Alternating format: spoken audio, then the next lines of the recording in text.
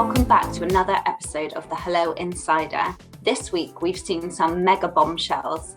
Millie and Lucinda have completely shaken up the villa, and you've guessed it, they've already turned some heads. We're lucky enough to be joined by 2019 contestant Amy Hart, and she knows exactly what it's like to be in that villa, and she's ready to talk about this year's antics. Hi Amy, it's so lovely to have you with us. Hello, thanks for letting me come on as a guest. No problem at all. We are so excited. I think we'll just dive straight in. What do you think about this series so far? I'm loving it. Like, I am, first and foremost, before being an Islander, I am a huge fan of the show. So like series 3, I was flying with BA at the time and everyone used to talk about it and I was like, don't watch it, I don't know what you're talking about. I was one of those people.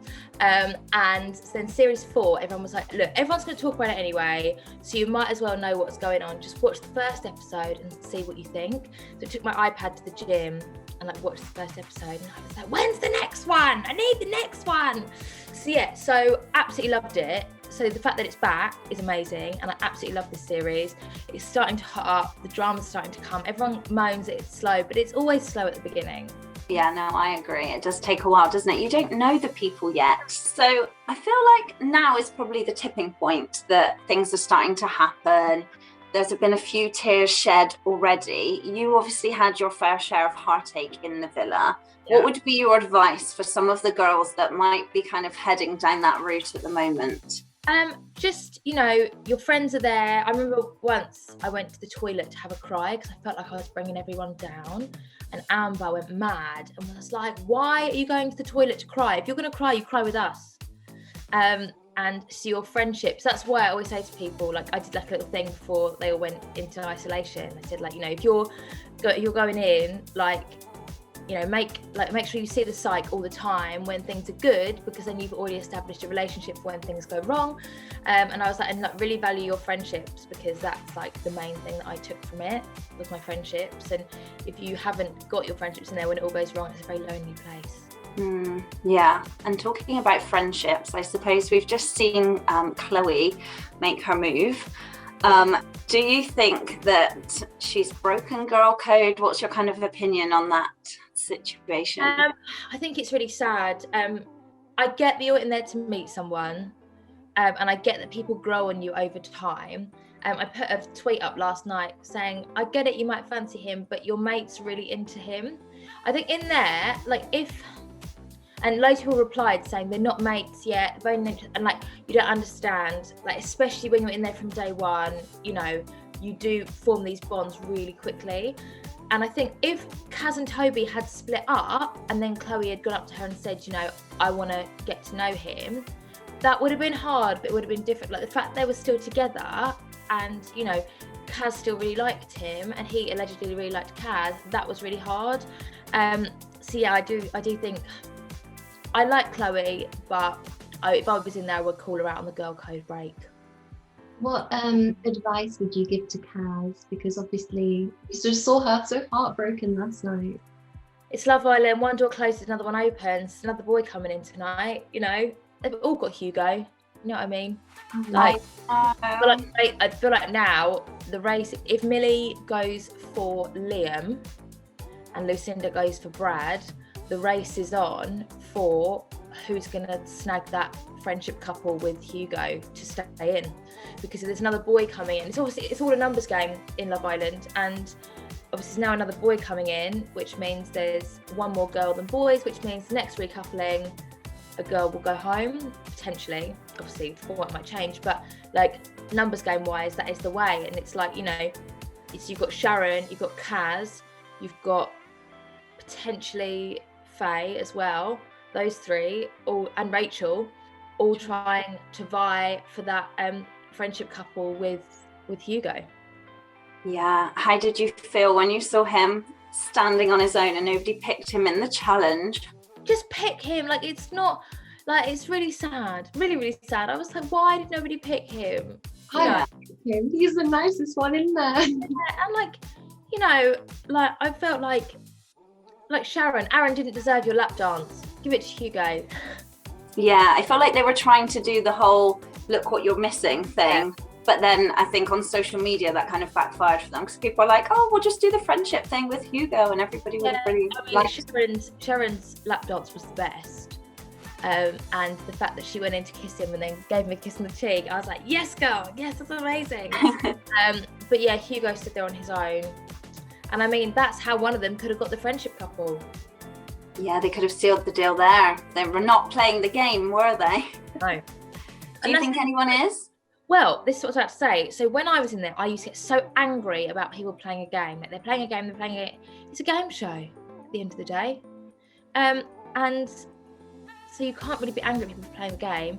I think potentially Chloe's got a good strategy, or maybe not a good strategy, she's been dealt a good hand, because obviously she had the power in the first instance. Then she's managed to form a friendship couple with Hugo and sort of went 0 to hero in 0 to 60 by saving Hugo. I think Jake is playing a game because he knows he's safe right now. But yeah, the whole, if another blonde comes in, I'm like, what is going on here? Why are we having this conversation like every single episode? So I do really feel for Liberty, because I feel like something might slip up there. I feel like he is so quick to tell anyone who'll listen that he doesn't fancy Liberty, that, you know, his head could be turned, And then as soon as she says to him, like, look, I'm not going to give you 110%. When she did that last night, I was like, yes, come on.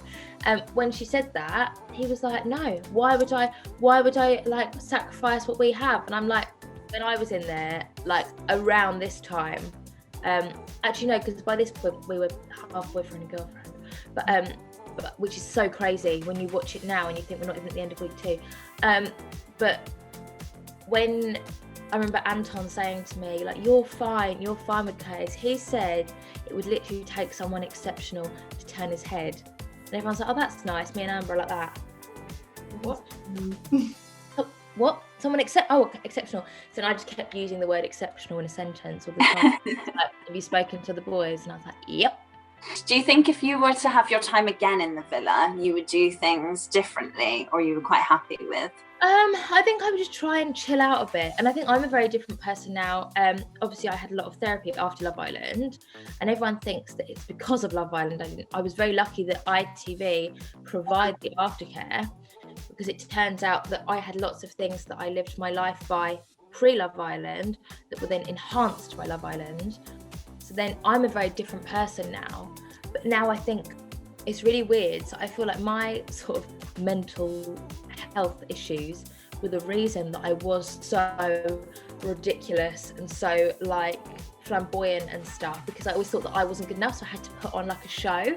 So I feel like I don't know now whether in my new settled, more confident, chilled out persona, I don't know whether I'd get on Love Island now. But I feel like I would have such a different experience like with the person I am now. But it's easy to say that when you're out here, when you're in there. Like when Sharon was crying the other night and people are like, why is she crying? It's like everything in there is times 100. Like that's your whole life. Like if you think when you're in real life, you have your family, you have your friends, you have your work, you have your hobbies, you have your like sort of day-to-day chores you have to do, you have TV, you have social media. Your whole life is that garden, that bedroom, that dressing room, and those 10 people. That's your whole life. A lot of people have seen that Rachel's gone a lot more quiet and she's become quite sensitive to the situation when she came in really confident. And I'm like, I can imagine it's so overwhelming, especially when she really liked Brad and he's been playing 50 million games. Yeah, I think as well, like you got to remember, it's such a build up. Like I don't think people did it as much to me, but like, so I made my video in the October, applications opened in the January, so I sent it off. I had like an audition at the end of January, I had a follow-up in like February, I had another one in April. So then, and I was very like, I feel like I manifested it inadvertently because not manifesting was at the time. But I wasn't like, I'm going to apply for Love Island to see if I get on. I was like, I'm going on Love Island this year. I'm going on Love Island this year. Just such a build up. You're in the gym every day. You know, I was on like a really strict meal plan. You know, me and my best friend took 4 days off work to like go through all my social media with me, to like pick all my outfits for me, like to pack my cases, etc. It's such a build up. And the first day is format point. Like, you know, you get off the back of the Jeep, you go in, you meet the girls, then the presenter comes in, then the boys come down, then you have the party, then the bombshells come in, like everything. Then you go to the beach hut for the first time. Like everything is such a format point that I woke up morning 2. It's pitch black. I woke up, looked around. I was like, I can't be here for another like 59 days. This is horrendous. Went upstairs to the beach and cried my eyes out. I was like, I want to go home. But once I'd done that and got it out, I was like, oh no, I'm all right here. But it's just quite overwhelming that first day when you go, oh wait, no, this is real. Like, this is what I've seen on telly. Do you think there's anything else that you would know about the villa that the public don't know? Obviously showering. When there's 16 or 18 of you in there, like especially after Casa Amor, and you've got 2 hours to get ready and there's one shower, that's why you send the boys outside. And like in the end, you have to sort of like, they go, right, shower, and someone shouts first, you're like second, third, fourth. So like sometimes, if you're last in the shower queue, you have to, so there's like a rain shower and like a body shower. So like once I was last in the shower queue, so I was like, I'm literally gonna have 15 minutes to get ready. So what I did was did my hair and makeup and then body showered, like with my hair and makeup done, because I was like, otherwise no one went to be ready. You bossed the system. You only see an hour, but there is so much going on. And like with the bath, everyone's like, why don't you have a bath? Like our bath, when Jake was having a bath the other day, I was looking at it thinking, so obviously we had like, so the first challenge we did was when you had to go down the ramp into the slime. So we had trainers and bikinis covered in slime in the bath. Then the next task was the food fight. So we had disgusting wedding dresses covered in bean juice and ketchup and just horrendousness in the bath. Then we had like the pancake task. So our bath was just always full of disgusting remnants of whatever task we'd just done. And the girls with the paint in their hair the other day, this early on as well. So I had extensions in that went pink when they got sun cream on them.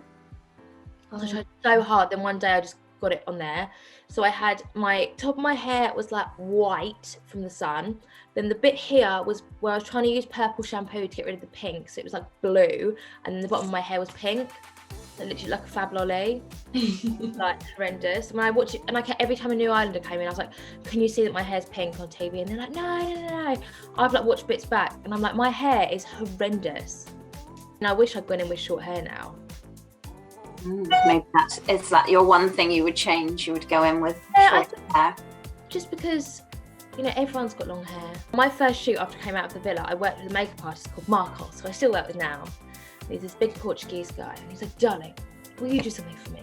And I was like thinking he wanted me to tag him on Instagram, and I'm like, yeah, of course. And he's like, can we get rid of all of this? Can we get rid of all of this? And I was like, no. I was like, my hair is awful, it's ratty. He's like, no, I'll get you some tapes, like when we cut it short. There has been quite a debate about the word fake. Obviously, it got brought up with Hugo mentioning it quite a lot. What's your take on the whole kind of argument that then ensued in the villa? Oh, right. Okay, so maybe he shouldn't have said it, but I think it's what your sort of perception is. Because to Hugo, the girls might not look fake. You know, you see like people like the Bride of Wildenstein and stuff, like people who have gone like to the massive extremes. That could be in his head what he thinks. Also, but then on the flip side, they've all said, I wouldn't date someone that wore white jeans. I only date tall guys. You know, like I can't remember, someone else said something, oh, if a guy doesn't tan, then I couldn't possibly date him. And I think like, you know, someone might be really insecure at how pale they are, and, you know, or their height. And that's like, so it's all right to say that. But as well, I think them lecturing Hugo about what it was like to grow up not feeling comfortable in your body when he has literally got a disability, he's literally grown up with the disability, was a bit like, what? So yeah, I do think it was, but again, everything's blown out of proportion and you've got nothing else to think about. So as soon as something happens, you're like, oh, brilliant, this is something that we can actually talk about, it's something we can do. Do you think that when they like leave the villa, they'll watch that back and think, why did I say that? Why did we go in on him so much? I think as well, like just with how feminism is these days and stuff, I do think that You do, especially as like strong, empowered women that like Faye and Sharon are. They do have a sort of responsibility to call things out like that. So I can understand that they're sort of between a rock and a hard place, because if they didn't, it'd be like, well, you didn't stick up for yourself. Like, they'd be saying, well, you didn't stick up for yourself, what are you doing? And then other people are like, oh, you've gone too far. So I think you don't know. And also, that, if you think, was probably 5 minutes, the 24-hour day. They probably didn't even think about it the next day, apart from when Aaron brought it up. Like, but to us, it was like a whole sort of like chunk of the episode. So yeah, they probably watch it back and be a bit like, oh, okay, that was bigger than it was. But you know, you have to own what you're doing there. Then yesterday's episode, we saw Faye say that all they talk about in there is each other, rather than like the real world. Is that like true? Is that what it was like when that's what I mean. Like, so you know, that's your whole life. That garden, what's going on, you've got nothing else to talk about. So you don't like get to know each other. I don't know. You do. Like, we used to sit and be like, right, okay, who can remember everyone's parents' names? And someone would go around and say like, okay, so you got Vanessa and Earl is Amber's, Ian and Sue is Amy's, Debbie and Adrian is Kirsty's. Like, you know, you'd go round and like, who could remember, and then who could remember everyone's siblings' names, who could remember everyone's surnames. Like, you know, you've got so we do stuff like that, and you do talk about like, you talk about everything, like, you know, Christmas morning routine and stuff. You've got lots of time to talk about it, but that's talking about each other as well. Do you know what I mean? Everything is centered on that villa, because by sort of week 3 or 4, like, so one of my best friends, Rhiannon, looks like Anna. And by about week 3, I couldn't picture Rhiannon's face. Every time I tried to picture Rhiannon, all I could see was Anna. And it was really strange. It was really strange. It's like sort of like you're in a bit of a commune. And then when I got home, it was really strange because I couldn't. People were asking me at the time, and I think in my brain trying to block it all out. But I have the best long-term memory ever. Like, my friends are like, my friends will ask me questions like, how long was I with that boy for? And I'm like, you look this long. And so when I got home, people asked me questions, and I was like, I can't really remember because it's such a parallel universe. When I got home, I couldn't remember anything, but it's all come back now. Did you watch back the whole series, like Britain? I stopped. I started like one night. I couldn't sleep because you're on like a Love Island time zone. You don't go to bed till sort of 6 a.m. So when you get home, everyone else goes to sit with your family, goes to bed at like 10. I was still awake at like 5. So like one night I was watching like select bits in the hub, and it got to like the half boyfriend, half girlfriend bit, and I was like, do you know what? Actually, I feel like this is probably the end of like me looking good. So I'm gonna stop watching now because it would just upset me. Everybody is obviously waiting for Casa Amor. I think everybody's like, when's it coming? Do you think any of the couples that are already paired up would survive the wrath of Casa Amor? No, I really don't. I think if Brad can survive Casa Amor, he could pull it back. I don't think Lucinda and Millie will have watched any of it, or very little of it, because I feel like Brad isn't obviously popular, but then I feel like this year, I don't know, I've been going on Twitter and I don't think there's any. Normally there's like, you know, this person, get them out type thing. This year I don't feel like there is anyone like that. There's no sort of, you know, no sort of strong feelings about, like, everyone's sort of, hopefully people are being kinder. But if Brad can survive Casa Amor, I think he could claw it back, like, and be a good person. But I really don't know. But I don't know whether they'll do Casa Amor this year, because it's a lot of people to be mixing. So Amy, if you were forced to choose to couple up with one boy in the villa who's there now, who would it be? Oh, Liam's lovely, but obviously he's very young. I'm very elderly. So Liam's very young, but he's obviously really fit. I can't really understand what he says a lot of the time. I'd probably go for Hugo.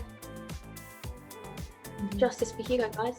I don't understand why no one's picking him. Are we not seeing something?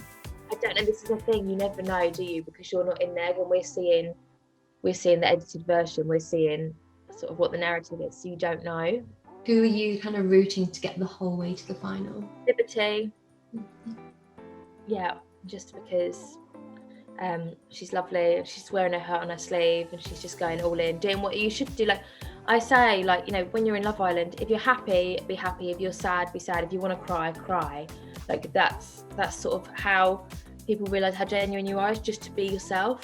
Do you have a WhatsApp group with your series people? But nobody ever posts in it. Oh. But it's there. I speak to Anna and Amber and Yewande, and then occasionally Molly, Joanna and Fran, and that's it really. I've worked with Curtis a couple of times, which is always like fun. We get on like, well, I just wind him up all day. Your cast was very, like, there was more banter and stuff at the early stage, because a lot of people are saying, where's like the fun side to everything? Everyone's just doing their own thing. It's like, where's the banter? Where are the strong friendships? Yeah, but I mean, I think it's a different dynamic, because we all sort of knew, we didn't know obviously, but you sort of know the format of Love Island is that nobody goes home till the end of week 1. We sort of had like that, I know, like I say, that first week is like a year. So we had all that time, whereas as soon as Shannon got dumped on night 2, like it was episode 3 for us, but like she hadn't even been in the villa 48 hours and she got dumped. I think everyone's sort of gone, right, okay, they're not playing around this year, like we've got to get this done. So people are now like, yeah, all right, it's a game show, it's Love Island, I need to sort of crack on. A lot of rumours that she might come back, but I feel like they wouldn't. She's got to isolate again for 2 weeks. Yeah, because she did an interview that she's back in the UK, so I was like, surely they wouldn't. Yeah, she's back in the UK, so I said, like, if she's going to go back in, they'll keep her in Spain, because they're not going to bring her back and then send her out again to isolate for another day. Or they might, you don't know. Very interesting what you're saying about maybe not doing Casa Amor. They will really have to put their thinking hats on and think of something epic to replace it, if that's the case. Yeah, maybe some sort of like dating app on the phones. That's what I would do. Maybe for the team. How exciting. They all download a dating app, and the people are in the hotel, and they've got like 3 days to be chatting to people, and they can video call them and stuff, and then they decide whether they want to bring them into the villa or not. There we go. You heard it first. That's my idea, and that's why I'm destined to be a TV producer, honey. Now, you have been very busy, Amy. Tell us, so what have you been up to of late? What projects are you working on? Well, I'm doing Panto, so I'm sort of getting ready for that now, like having my singing lessons, learning my script, etc. Well, thank you so much for your time. It's been amazing. Thanks for watching, guys, and keep your eyes peeled for our next episode.